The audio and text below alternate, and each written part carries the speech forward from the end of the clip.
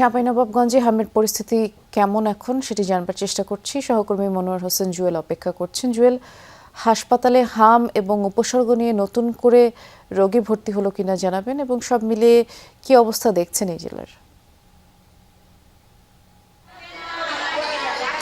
বৃষ্টি, চাঁপাইনবাবগঞ্জে আজকে গত রাত পর্যন্ত জেলা সিভিল সার্জন অফিস থেকে আমাদের যে তথ্য দিয়েছে তাতে নতুন করে 24 জন হাম আক্রান্ত রোগী কিন্তু ভর্তি হয়েছে জেলার হাসপাতালে, এবং এখন পর্যন্ত মোট এই হাসপাতালে 2টি আইসোলেশন ওয়ার্ডে 81 জন হাম আক্রান্ত শিশু এবং কিছু বড় রোগীও, মানে পূর্ণবয়স্ক রোগীও কিন্তু হাম আক্রান্ত আছে।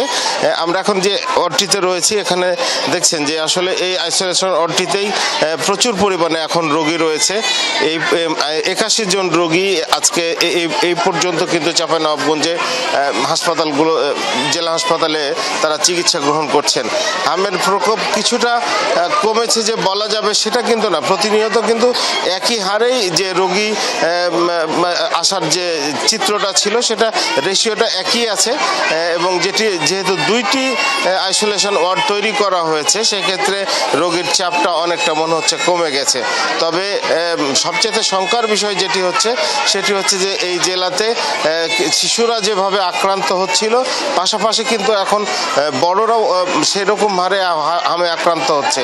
মূলত এটি যেহেতু একটু মানে খুব ছোঁয়াচে রোগ, সেই জায়গা থেকেই সচেতনতা সৃষ্টির যে সুযোগ রয়েছে সেটি কিন্তু এখন পর্যন্ত কার্যকর নয়, যার কারণে কিন্তু অনেকেই কিন্তু এখন আক্রান্ত হচ্ছেন, এবং এটা বলা যেতে পারে যে ছড়িয়ে পড়েছে।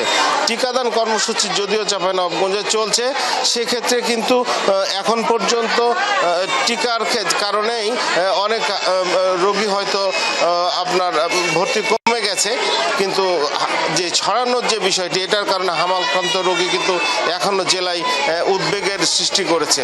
বৃষ্টি, দেশব্যাপী আসলে একটি উদ্বেগ সৃষ্টি করেছে হামের সংক্রমণ দ্রুত ছড়িয়ে পড়ায়। বিস্তারিত জানানোর জন্য ধন্যবাদ আপনাকে।